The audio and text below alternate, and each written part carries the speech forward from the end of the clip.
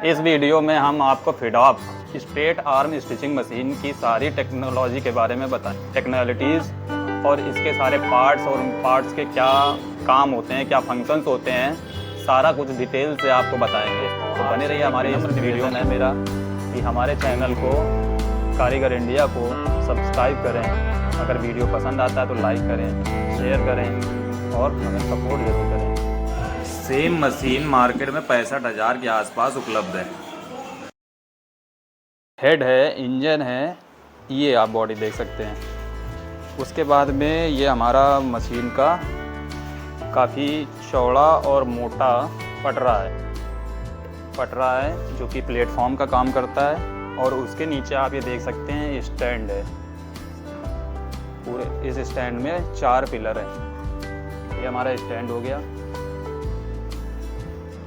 और दोस्तों ये देख सकते हैं हमारा थ्रेड स्टैंड है। इस स्टैंड पे हम अपने धागों को, ये जो ट्रेस लगी हैं, इन ट्रे में रखते हैं। दोस्तों इस मशीन में टोटल या ज़्यादा से ज़्यादा 3 सिलाइयाँ एक साथ लग सकती हैं। इसलिए 3 सिलाइयों के लिए 6 धागों की ज़रूरत पड़ती है, क्योंकि एक सिलाई में 2 धागे चलते हैं एक साथ, एक ऊपर चलता है एक नीचे चलता है, कोई भी सिलाई मशीन हो।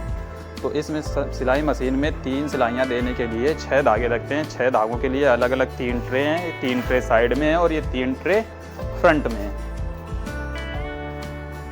उसके बाद दोस्तों ये हमारे मशीन का कंट्रोल पैनल है।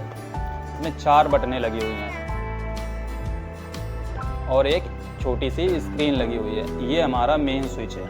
इस स्विच को जैसे ही हम प्रेस करते हैं तो हमारी मशीन जो है ये ऑन हो चुकी है। ये सिंबल बताता है कि मशीन इस टाइम पे रनिंग कंडीशन में है। जैसे ही हम पैडल को प्रेस करेंगे हमारी मशीन रन होगी। ये हमारे दोस्तों देखिए आप 2 कंट्रोल पैनल हैं, कंट्रोल पैडल हैं। ये 2 कंट्रोल पैडल हैं। इसमें ये जो हमारा नीला वाला आप देख रहे हैं जिस पे जैक लिखा हुआ है, ये मेन हमारा एक्सीलरेटर है। एक्सीलरेटर मतलब अगर इसको हम प्रेस करेंगे तो हमारी मशीन जो है दोस्तों, जैसे ही इस पैडल को हम नीचे को प्रेस करेंगे हमारी मशीन जो है वो रनिंग कंडीशन में आ जाती है, चलनी शुरू हो जाती है। देख रहे हैं, देखिए दोस्तों, जैसे हम इस पैर को हल्का सा पुश करेंगे ये मशीन हमारी चलनी शुरू हो जाती है। जितनी ज़्यादा तेज़ दबाएंगे उतनी तेज़ मशीन हमारी स्पीड में चलेगी, जितना कम दबाएंगे उतना धीमे चलेगी।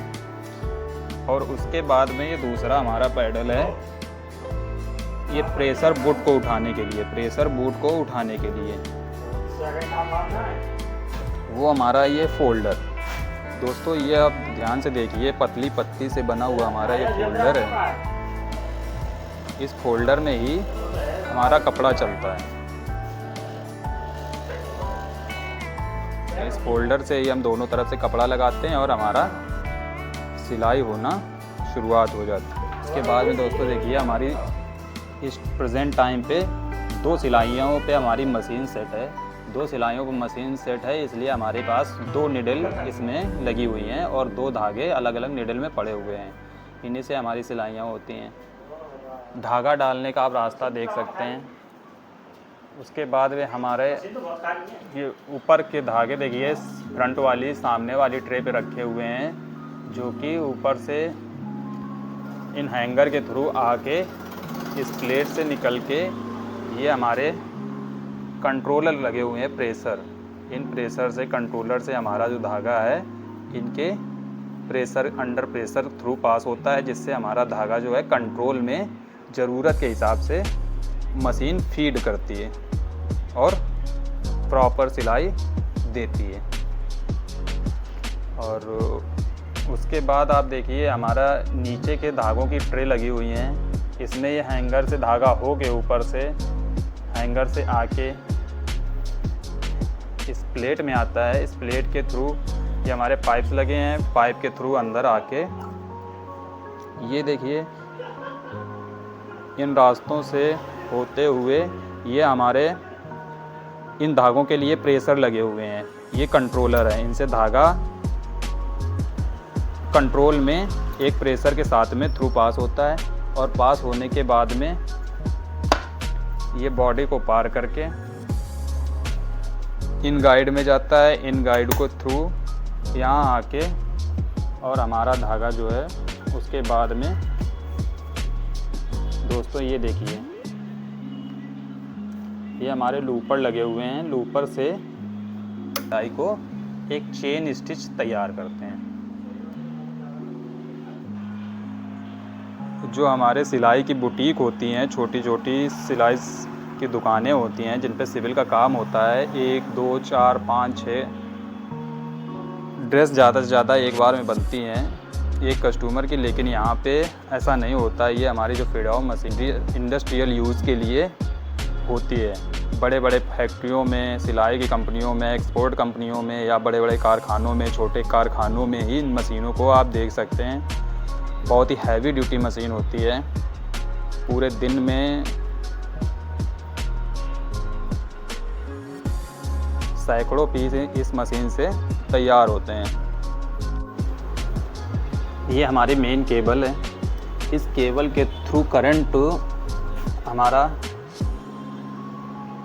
इस क्लच बॉक्स में आता है। ये हमारा क्लच बॉक्स बोलते हैं, या इसको हम क्लच बॉक्स या एक्सीलेटर बोल सकते हैं, क्योंकि इस रॉड से अटैच्ड हमारा ये पैडल है। पैडल को जब प्रेस करते हैं तो इस क्लच प्लेट या कंट्रोलर यूनिट है, इस कंट्रोल यूनिट से हमारा इस मशीन का रोटेशन डिसाइड होता है, कितने आरपीएम पे ये मशीन चलेगी। इसकी मैक्सिमम स्पीड दोस्तों 3600 आरपीएम होती है, यानी 3600 राउंड पर मिनट। ये बहुत ही कॉम्पैक्ट और एफिशिएंट इसमें मोटर लगी हुई है। पहले दोस्तों क्या होता था, फिडाओ मशीन में बड़ी सी मोटर लग के आती थी जो कि नीचे अटैच्ड रहती थी, लेकिन उसकी जगह पे ये बहुत ही छोटी मोटर लगी है जो कि इसके डायरेक्ट बॉडी में लगी हुई है। ये दोस्तों हमारे ये प्रेशर गेज है, गेज या गॉज कहते हैं इसको।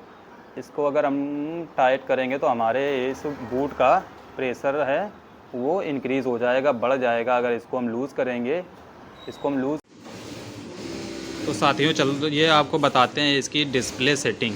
इस डिस्प्ले में हम 4 बटनें दी गई हैं। एक ये प्ले का है, ये एक सेव का है, ये अप का और एक ये डाउन का। ये मेन स्विच है। इसको जैसे हम नीचे को पुश करते हैं तो हमारी ये देखिए लाइट इसमें ब्लिंक करने लगती है, डिस्प्ले में इंडिकेशंस आ जाते हैं। तो दोस्तों सबसे पहले हम आपको बताएंगे इस मशीन की स्पीड कैसे बढ़ाते या घटाते हैं। तो साथियों सबसे पहले आप हम देख रहे हैं ये पी बटन। पी को जब हम प्रेस करेंगे एक बार और उसके बाद में हम इस एस बटन को प्रेस करेंगे। पी बटन को जब प्रेस करेंगे तो P-01 लिख के आ जाता है। उसके बाद एस बटन को दबाएंगे तो हमारी स्पीड ये है, ये ओपन हो जाती है। दोस्तों ये जो हमारी अप बटन है इसको अगर दबाएंगे तो देखिए हमारी स्पीड जो है अप हो रही है। 3600, 3700, ये 100 पे आ गई। ये 3700 है, ये डाउन बटन है स्पीड कम करने के लिए। तो इसको जब हम दोस्तों दबाएंगे, एक बार प्रेस करेंगे तो 100 आरपीएम की स्पीड कम हो जाती है। 2 बार प्रेस करेंगे तो फिर 100 आरपीएम की स्पीड कम हो जाएगी। तो देख रहे हैं दोस्तों 3700 से ये 3500 की स्पीड आरपीएम की स्पीड पहुंच चुकी है। दोस्तों जैसे हम इसको एक बार प्रेस करते जाएंगे, 2 बार करेंगे, 3 बार करेंगे तो हमारी स्पीड देखिए लगातार घटती जा रही है, डिक्रीज़ होती जा रही है।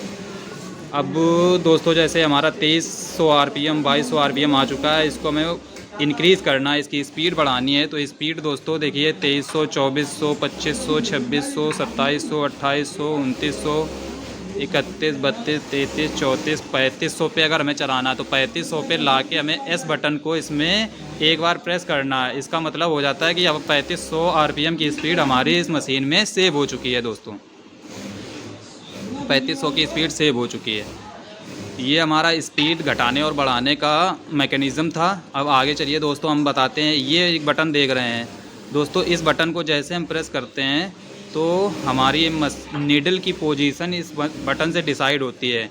अगर दोस्तों जब ये बटन को हम प्रेस करेंगे तो हमारा नीडल की पोजीशन इस पे डिसाइड होगी। अगर हम अपनी ज़रूरत के हिसाब से नीडल को हमेशा ऊपर रोकना चाहते हैं, ये देखिए दोस्तों ये हमारी नीडल है। अगर इस नीडल को हम हमेशा नीचे डाउन रोकना चाहते हैं तो इस बटन से हमारा डिसाइड हो जाएगा। जब भी मशीन हमारी चलने के बाद में रुकेगी तो नीडल हमारी डाउन पोजीशन पे होगी, और इस बटन के माध्यम से हम अपनी नीडल की पोजीशन अप पे सेट कर लेते हैं। तो हमारी जब भी मशीन चलने के बाद में राउंड लेने के बाद में रुकेगी तो इसकी नीडल जो है अप पोजीशन पे रहेगी, ऊपर रहेगी। तो दोस्तों ये हमारे कंट्रोल यूनिट का काम था। इसमें कई सारे और भी फंक्शंस होते हैं, जैसे इसकी स्पीड जो है हाईएस्ट राउंड पे ओपन करने के लिए इसकी अलग सेटिंग होती है, उसको हम छेड़छाड़ नहीं करेंगे दोस्तों। ये बटन को जब हम ऊपर करेंगे, मेन स्विच को ऊपर प्रेस करेंगे तो हमारी मशीन का ऑफ हो चुकी है।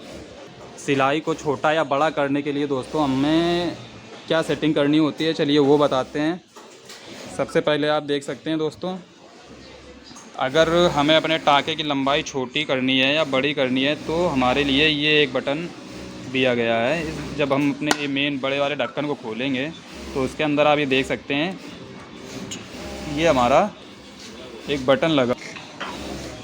जब भी हमारी मशीन चलती है, अगर चल रही है, तो ये हमारा जो व्हील है अंदर की तरफ रोटेट होता है। जिधर हम कारीगर बैठेगा उस तरफ अंदर को रोटेट होता है इस पोजीशन में।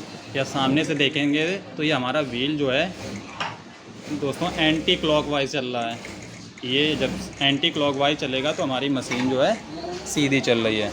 तो दोस्तों क्या करना होता है, इसमें दो काम एक साथ करने होते हैं। इस बटन को हम दबाएंगे और इस व्हील को अगर हम क्लॉकवाइज घुमाएंगे उस तरफ को, तो हमारी जो सिलाई की लेंथ है वो कम हो जाएगी, टाँका हमारा छोटा छोटा आएगा।